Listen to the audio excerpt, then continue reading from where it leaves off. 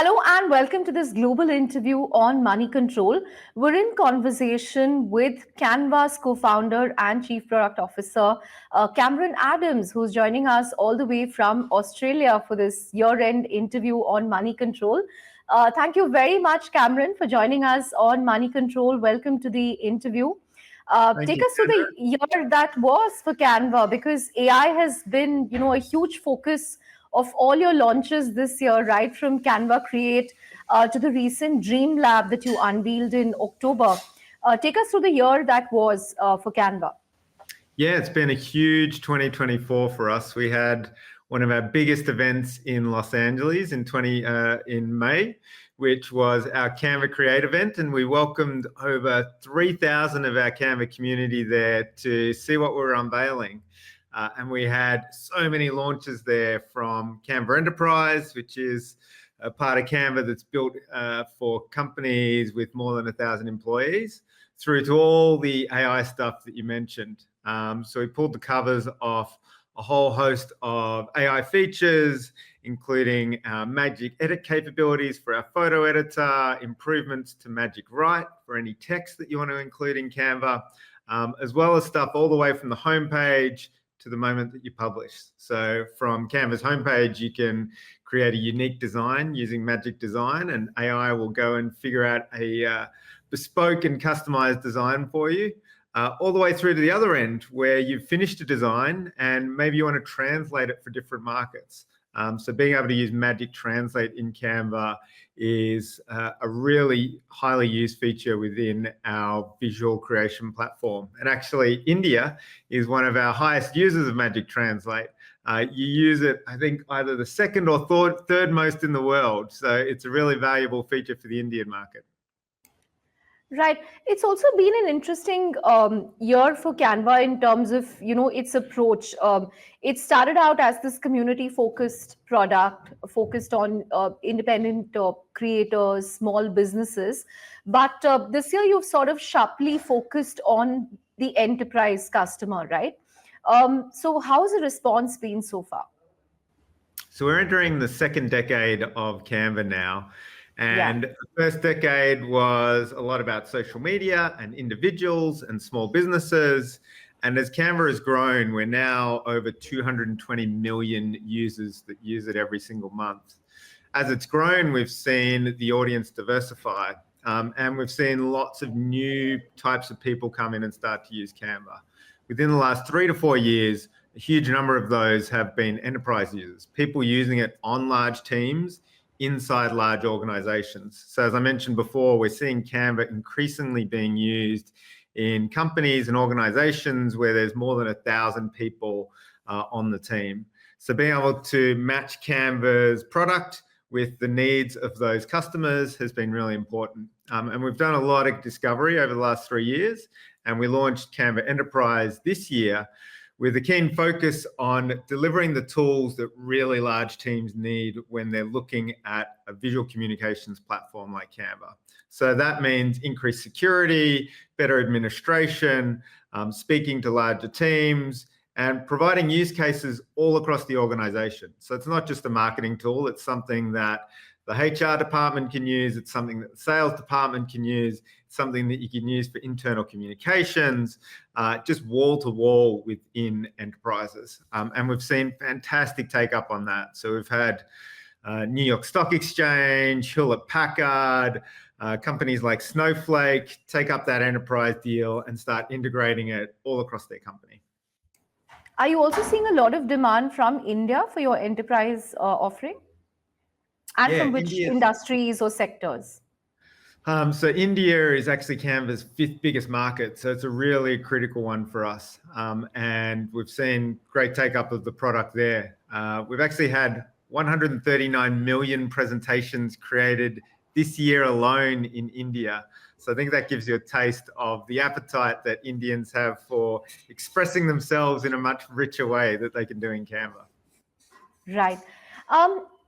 Cameron, the other thing that I wanted to ask you was, how difficult is it building in an AI era, right? Because every week you have some new startup, some new exciting product that's, promising magic using AI. Does that keep you on your toes? Is this perhaps the busiest time for you as Chief Product Officer? It's a really exciting time. We've been doing this for a while now. We've had research teams and product teams using machine learning at Canva for just over 7 years now. But I think you have seen a real change in the way that products are developed and the ways that product teams interact with each other over the last couple of years. And it has honestly been really exciting to see what AI can now unlock for our users and our customers, and the different ways that you can create products now utilizing AI. We really see it as a partnership between humans and machines, and the ability for AI to suggest new ideas, to help you when you're brainstorming, to help you convert something from a big messy whiteboard into a proper strategy doc, into a presentation that you might deliver to your board. The ways that AI can help you along that entire process and through different parts of your workflow has been really impressive. And we've found as many ways as we possibly can to weave it into the Canva product and enable you to step through that workflow, still being a human-centric one, but helped by machines at every step along the way. How do you sort of ensure that you don't lose your moat, or your moat doesn't weaken? Because people are able to generate create image generation tools, video generation tools. I mean, a lot of people are now using AI to generate illustrations for articles and so on. So how do you sort of ensure that you don't get disrupted in the process? I think any company, any organization that's thinking about innovation, even outside of the AI era, always needs to stay on their toes. You can never rest on your laurels and assume that what you built 10 years ago is going to be a big enough moat for the next 10 years. We've been keenly aware of that, and we have always sprinted to be at the front of the pack and make sure that we're using the best technology, but ultimately delivering the best experience to our customers. Because it doesn't really matter what technology you have behind the scenes, if you're not serving your customers and delivering something to them that's useful and helps them do a job that they have to be done, then you're not going to deliver a great product. So we've always focused first and foremost on using technology to create an amazing experience. Right. And going forward, what's your big, I mean, two, three big trends that you see playing out in 2025? Will the pace of creation, or disruption or change only go up? Will it settle down at some point? People are already talking about, the so-called AI cliff. But what is your own prediction of, the impact that AI will have on creativity, design going forward in the coming year? I think there's still a massive amount of change ahead of us. It might somewhat slow down slightly, but I think it's more about people getting comfortable with it and understanding it and weaving it properly into their workflows. So that's on both the human side as well as the product creation side.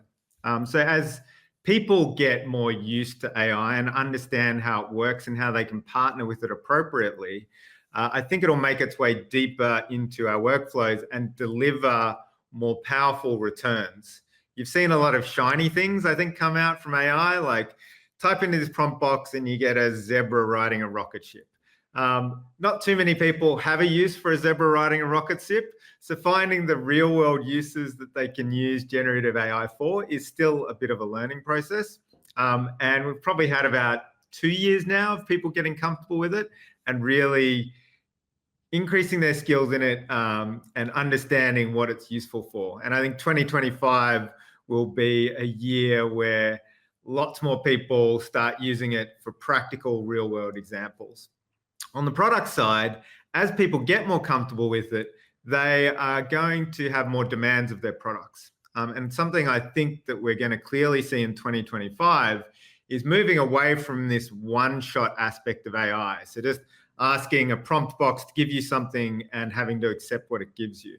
We're going to see more granular editing, more collaboration, and more flexibility, and the ability to take something that AI gives you, to tweak it and change it and edit it, pass it back to the AI and ask it to change a little bit of it. That'll pass it back to you. You'll manually edit it. a much more kind of back and forth workflow that allows you to really eke out the right details of what you're trying to create and get exactly the right thing that you're trying to achieve, rather than just accepting what comes back from the machine. So I think that'll be one of the big trends in product development and what companies are delivering on the AI front next year. I think another big trend that we're starting to see emerge is AI agents. You've seen a lot of companies come out with the very beginnings, I think, of AI agents. Agentic, yeah. This is AI tools that you're able to kind of set free to go and research stuff, to take action and bring that back to you sometime later. So to do a bit of work for you overnight is a good example. I think we'll see a real increase in that. But again, it's one of these areas that I think people are going to need to get used to it and understand it and figure out the right ways to work with it in order to get the most out of it. So I think in the area of AI agents, 2025 will be more of an experimental year where people are trying it out and seeing what really works. But off the back of that, I think you'll see a lot of startups figuring out how we can take what AI agents bring you and actually make it actionable. Right. What would your message be to students who are perhaps studying to become graphic designers and illustrators? Will those roles still exist in companies if design is getting automated to such an extent? What do you see in terms of the future of roles for people who want to become graphic designers or illustrators? Will such roles still exist? I think those roles will exist, but they'll be updated for the AI age. There's been a ton of research done into job market shifts and what work is going to look like in 10 or 20 years off the back of all this change that we're seeing with the introduction of AI. And pretty much every report says that there will be more jobs created out of the AI era than there will be lost. But some of those jobs will be different. And I think pretty much across all markets, all different specialties, AI will be changing the work that's done and changing the sort of skills that you need to bring to perform in that area, whether that's finance or graphic design or even sales or marketing. Those jobs are going to exist, but the job that you'll be doing will look different than the job that you did last year. And I think particularly in the area of design, there will be a stronger focus on your role as an editor, as a tastemaker, as someone who understands style, and as someone who can direct more than you're on the tools. So I still think there will be a need to be able to draw, to put together layouts, to understand typography and color and all the fundamental skills that you need for visual communication. But the way that you deploy those will be different. You'll be working more with an AI partner as well as human teammates. You'll be making broader decisions about campaigns rather than having to spend hours just working in the minutiae. And you'll be able to make really scaled decisions by talking to your machine partner, getting it to produce a whole range of assets that you then vet and edit and change and adapt. The nature of what you're doing will be fundamentally the same, but the way that you enact it, I think, will be very different. Right. So focus on, aesthetics and real understanding and context rather than mastering the tools itself, because that could be the easy part going forward in some of these roles, if I understood that right. Yeah, I think it's been the same for decades. That people who lock themselves into a particular tool set are ones that often get surpassed as those tools change. But the fundamental foundations and knowledge and experience remains pretty much the same. Like understanding what a good design looks like, how to speak to a particular audience with a particular aesthetic, how to scale a campaign across multiple different channels, understanding print and motion and video and digital. Like all of those things stay the same, but the tools that you use have changed radically over the last 20, 30, 50 years. So I think locking yourself into a particular tool set is a bad idea. And updating your knowledge of tools and adapting to new tools is a great idea. And that's just general advice for anyone looking at any job in today's modern world, as much as it is for the field of design. Right. Cameron, and as these tools keep getting better and better, there's obviously a lot of concern around deep fakes and AI generated images. And we have seen that discussion happen in India as well. If you need a separate law to tackle deep fakes.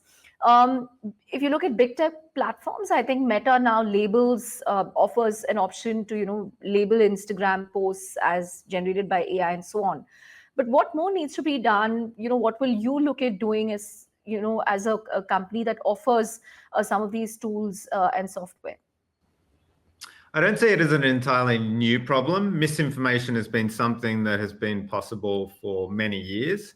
Yeah. And I think we really need to pay attention to it. Whether it's developed with AI or whether it's just someone using some image manipulation software, or it's someone just posting something on social media that was actually taken from 5 years ago and claiming that it was yesterday in some other location. I think we have to be really aware of mis and disinformation and make sure that we have the right legislative framework to deal with it, as well as the right product kind of technology aspect to deal with it. So we take it very seriously from our side, what people can create in our tools, what is legal, what's ethical, what is safe. We have a very strong trust and safety team within Canva who are constantly testing our tools that are already out there, as well as the tools that we're developing, and making sure that they're safe for the audiences that we deal with. But there is also a massive role for government to play in setting the policy and legislative framework, and making sure that people who do spread misinformation and use tools the wrong way are prevented and penalised as well. Right. Cameron, in the beginning of the interview, you told us about how India is a big market in terms of users. And I think you said it's your fifth biggest market globally. It's a critical market. Yeah. What plans do you have for India next year in terms of growing your business here, hiring people, expanding your presence in this market? Yeah, so it is our fifth biggest global market, and actually more than doubled in growth last year, which is amazing, particularly for a country the size of India. We're continuing to double down on our investment, and we have this thing which we call truly local. We want you to be able to use Canva in your market and feel like it is precisely made for you, and it's made for the community and the society that you're in. And India is one of our key markets for that, making sure that we have the right photos and illustrations and templates and language accessibility that you would expect from a native Indian product. In order to do that, we have a massive team that focuses on all that content, particularly Indian content. And we have actually started developing a team on the ground there. So we hired our first few people there in the last year, and we'll continue to grow that out and make sure that India is not just number 5, that it can be number 1. When do you see that happening? When will India become your number 1 market? Oh, I can't put in an accurate guess, but I would hope that within the next 2 years, India could be our top market. And in terms of the design talent there, are you seeing a lot of talent available? Because software historically has been very strong in terms of software engineer, but in terms of design talent also, are you seeing a lot of opportunities here? Yeah, there's fantastic design talent in India. We actually have a number of creators that come from India. So we have a massive library of design elements that you can use in Canva. We have over 100 million elements, from photos to illustrations to templates. And a number of the people that contribute to that library come from India. So we've certainly seen a lot of quality coming out of there on the design front. Right. You spoke about the big AI trends next year, but I think on the investment side, will we see a Canva IPO in 2025, or is it too early to call that? Too early to call. An IPO is definitely on the horizon, but when exactly it's going to happen, we can't put a flag in the sand yet. Right. Finally, Cameron, tell us about how you use AI every day, apart from experimenting with Canva's own AI tools. How do you use it in your life? I use it as a constant partner to test messages that I'm sending, whether that's email messages or more visual messages that I might be sending through a pitch deck. I also love creating really unique images with it. So using Dreamlab, which we launched just a couple of months ago, to create just the right image that no one else has ever seen before can be really impactful. Right, great. On that note, here's wishing you a Merry Christmas and Happy New Year. And thank you very much for talking to us on Money Control. We look forward to speaking to Canva and getting an update on all your AI products and features in the months ahead. Yeah, thanks for having me on. Merry Christmas. Thank you, Cameron.